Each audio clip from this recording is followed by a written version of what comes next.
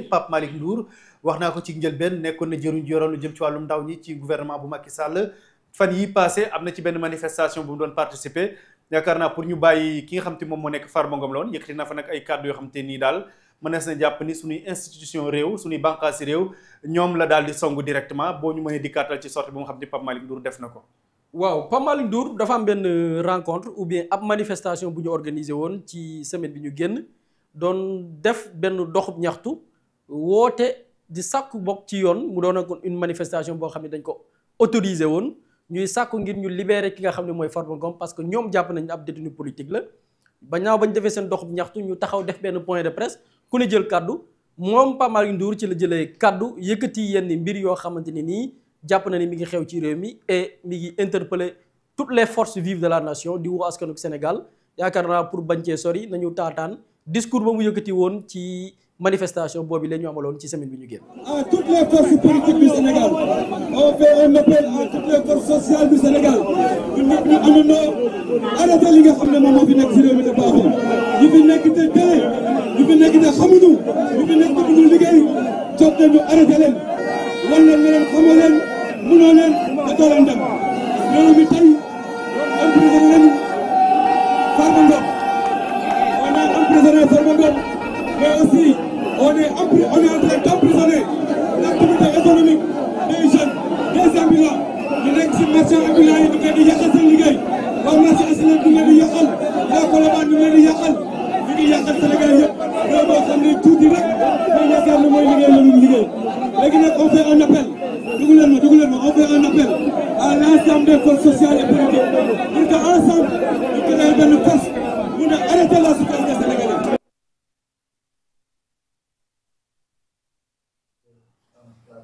loolu mu nekkoon kàddu Pape Malick Ndour mu yëkkati woon ko ci manifestation bi nga xam ne ñoom amaloon nañ ko ngir libération kii di Farba Ngom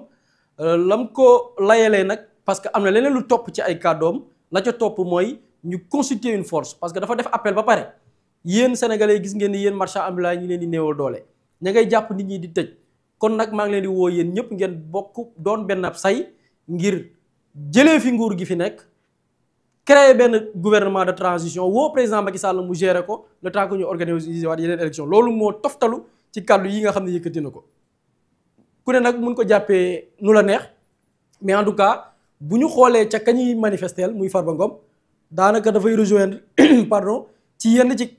maa ngi jéggalu ci yenn ci ay qualifications yi nga xam ne boo jëlee par exemple le dossier Madiambal Diagne yenn ñi ko koy toppee Farba Ngom ñi ngi koy toppee association de malfaiteurs ñi ngi koy toppee wàllu blanchiment de capitaux même wàllu création de société écran jàpp na ni mënees nañ ko koo toppee pourquoi parce que dafa am ay fonds yu ñu gis ni jugee woon a trésor public di dem ci ay compte bancaire kenn ci destinataire ou bien destination fonds yooyu mu am kenn ku ci repéré di woo ci turu Tahirou Sarr ñu gis ni Tahirou Sarr boobu gannaaw bu réceptionné xaalis boobu jugee ci état bu Sénégal ñu layalee ko ay mbir yoo xamante ni nii bu ñu xoolee ci enquête yi nee nañ même parfois lay wi sur le plan économique la raison économique mënuñu justifier lu tax ñuy jot xaalis bi tukkee ci trésor public waaye ñu gis naa ne ñooñu bu ñu réceptionné xaalis bi dafa am d'autres sociétés écran yu ñu koy versé ñu jàpp ni société yooyu noonu xëy na peut-être dañ koy mbubboo dañ koy taafantoo waaye la koy firndeel mooy layoo sax la tax société yooyu jot xaalis bi xamuñu ko ñu gëstuwaat société yooyu gis ni ay frère Farba Ngom ca propriétaire société yooyu noonu ñu ibbi ay compte bancaire ubbi leen ay compte bancaire ci yenn barab yi ay frère Farba Ngom ñoo fa nekk ñu jàpp ni lii kat c'est une association de malfaiteurs benn mbootaay la bu dajaloo ngir roppat alalu réew mi ñu leen koy toppee ba caabi féeri ko ginnaaw ñu ciy enquête dossier bi nekk en instruction ñuy taataan la waral réception fonds yooyu noonu mu am yenn qualification yu ñu visé ñoom nag jàpp nañu loolu war na tax ak yeneen leen ci toftal muy yenn mbir yi nga xam ne nee nañ askan wi la ñuy waxal gannaaw ba loolu amee ñi leen di fitnaal di leen yàqal seen liggéey yéen jeunes yi yéen jaaykat yi xëy na loolu les politiciens dinañ xam la raison de ce discours là gannaaw loolu ñu ne ñoom jàpp nañ ni war nañ fi jëlee nguur gi teg gouvernement de transition woo Macky Sall mu gérer transition boobu noonu le temps que ñu organiser yeneen élection loolu la Pape Malick Ndour yëkkati ku ci nekk am na ci interprétation ñii jàpp nañu délit d'opinion waruñ ci tëj kenn ñeneen jàpp ni xëy na peut-être am na ñeneen ñu def yi la yées li kii wax teewul daan nañ leen ca wàllam yoon mën nañ ci jël l'exemple bi gën a récent muy le cas de Lamine Diallo ak Boy Dakar xëy na la ñu yëkkati ci kàddu boo ko doon natt ci dayo mënoo ko méngale li Pape Malick Ndour yëkkati waaye gis nañ ni daan nañ leen bërki démb la toll ci benn weeru kaso yoo xam ne dañ koy tëdd kaw Pape Malick Ndour ba tey ji nag dégg guñ ci yoon àddu ci xëy na sénégalais yaa ngi xool di taataan di def seen jàngatu bopp par rapport ak la situation. jërëjëf Boury Diakhaté juriste gis nga kàddu yi nga xam te ni Pape Malick Ndour yëkkati na ko benn gouvernement bu fi nekk démocratiquement élu nga gis yoon mi nga xam te jaar nañu ko yëpp am ku jóg ni dañu war a daaneel boobu lépp gouvernement teg benn gouvernement de transition woowaat Macky Sall mu jiite ko ñu bëri jàpp ne kàddu yi procureur waroon na autosaisir wu ci lu ne mel ndax yow mi nga xam te ni juriste nga jàpp nga ni am na gravité bu tax procureur waroon ci mën a autosaisir wu am déet. xam nga Ismaïla Pape Malick Ndour il a tenu des propos d'une extrême gravité je vais l'expliquer en tant que juriste xanaa xamoo booy déglu li Pape Malick Ndour wax mënoo xam gravité bi xam nga ñen ñoo gën a xam gravité li Pape Malick Ndour wax ñi xam infraction bi ñu mën a toppee Pape Malick Ndour xam nga dafa wax ne moom li mu wax li mu bëgg conséquence la mais nan saytu cause ban moo war a am ba conséquence boobu am xam nga tey boo nee nan créer gouvernement de transition xam nga gouvernement de transition pour mu am lan moo war a am un renversement de l'ordre constitutionnel renversement de l'ordre constitutionnel institution yi ndërmeelu ñu def gouvernement de transition xam nga ne loolu kon nekkul lenn loo xam ne nii lu simple la pour qu'un gouvernement de transition existe il va falloir au préalable qu'il y ait une crise institutionnelle sans précédent mu favoriser le renversement de l'ordre constitutionnel ba institution yi ndërmeelu ndax ay émeute ay pëccëxoo population bi songu gouvernement bi loolu moo mën a am institution yi ndërmeelu mu am renversement de l'ordre constitutionnel ñu door a installer un gouvernement de transition xam nga ne kon loolu c'est des propos d'une extrême gravité moo tax boo xoolee article 80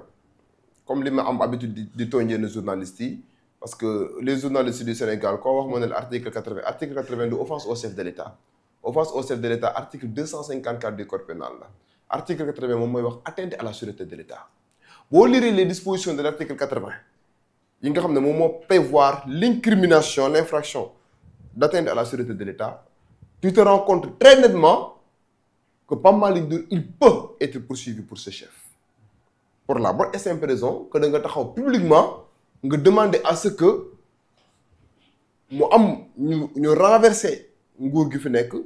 indi gouvernement de transition pour faciliter le gouvernement de transition boobu mooy li ma wax il va falloir que mu am une crise institutionnelle sans précédent léegi nag il a tenu des propos d'une extrême gravité te boo xoolee même l'article 139 du code de procédure pénale da lay wax ne bu lay toppee les infractions yi nekk ci article 56 à 100 et l'article 255 du code pénal bi nga xam ne 255 moom mooy réprimer la diffusion de fausses nouvelles article 56 à 100 intervalle moom ne di nga fa trouver article 80 article 80 moom mooy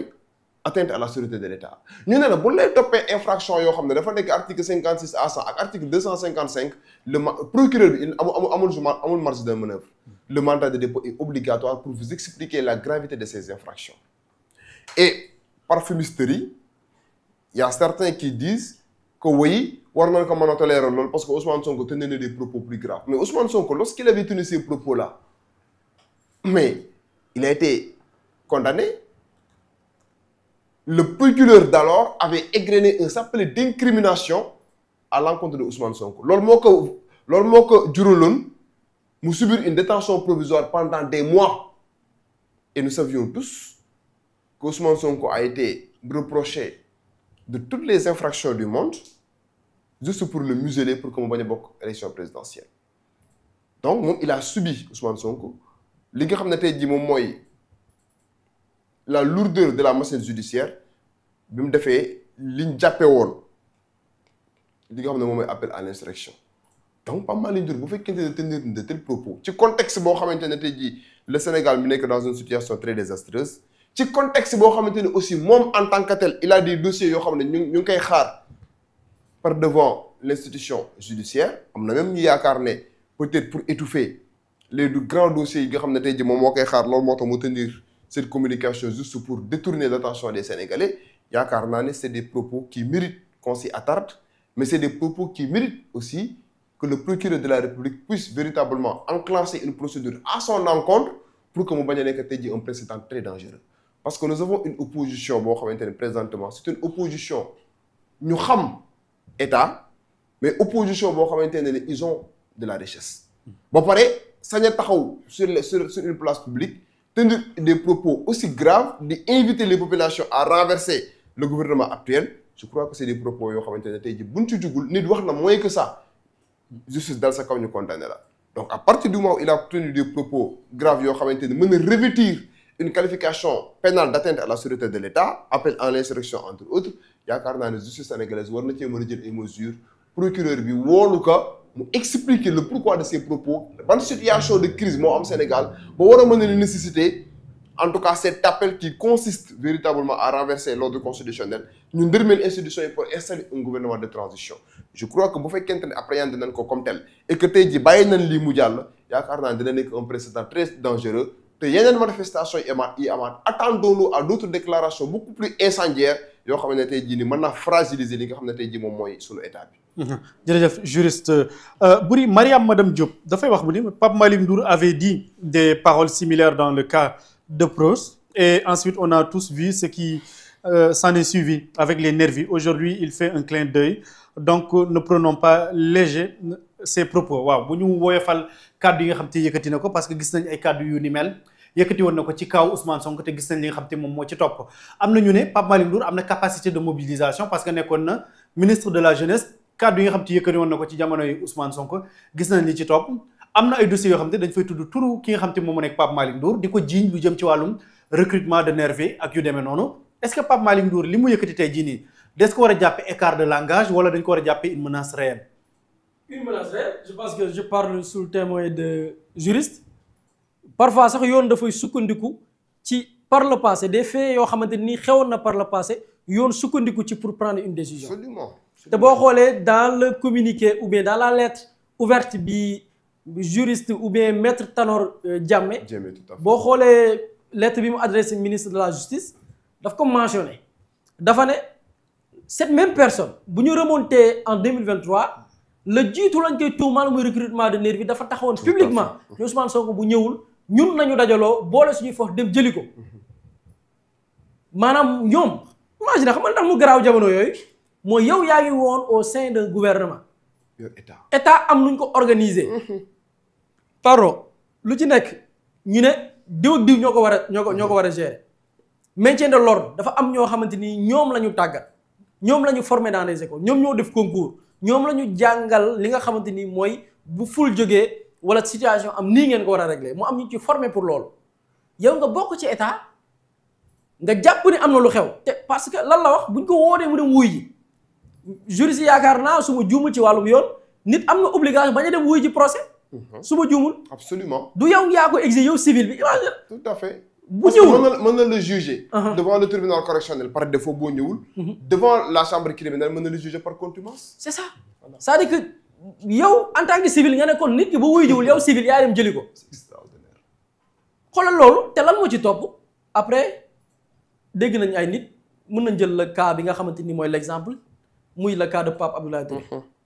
nee na ñoo ko doon agressé ñoo ne ay nitu Pape Malick Ndour lañ moment bi moom sax mi ngi seen TV di def émission moom après bi mu vérifié gis na ni même période bi ñu koy interpellé même période boobu Pape Malick Ndour mi ngi seen TV kooku bu yëkkatee ay kaddu jamonoy 2023 la ca topp ñu gis ko mënees naa njort ni lii muy wax mën nañ ci njortu leneen parce que sénégalais ñoo yay liñ naan ku ndóobin rey sa maam gis nga ay nit yoo xamante ni nii tey nëbbuñu leur agenda wax naa ko keroog leur chef ou bien leur patron Macky Sall son objectif est très clair son objectif c'est de manipuler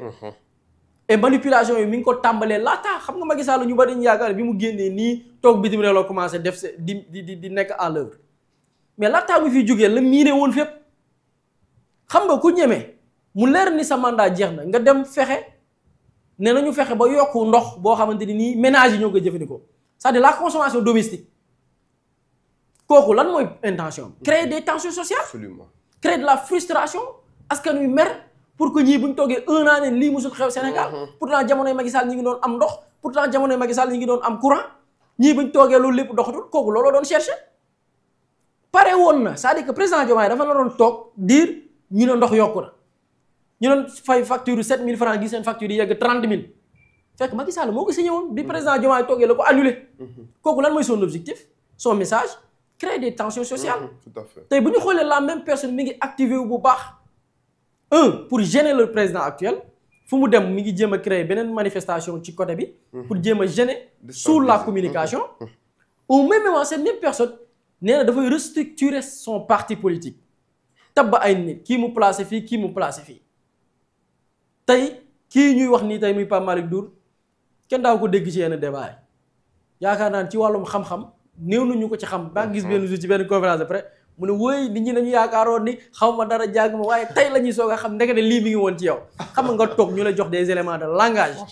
nga ñëw buñ la joxee des éléments de langage nga jël copie collé teg xam nga li gën a bon nag ci nit ku xamul mooy da ngay publier bay publier loo xam ne maîtriser woo ko xam nga boo maîtriser dara sax di nga mën a segg buñ la joxee des éléments de langage nga segg lii yenu na maanaa wala yenul maanaa mais boo amul cette capacité segg la ngay publier mooy waral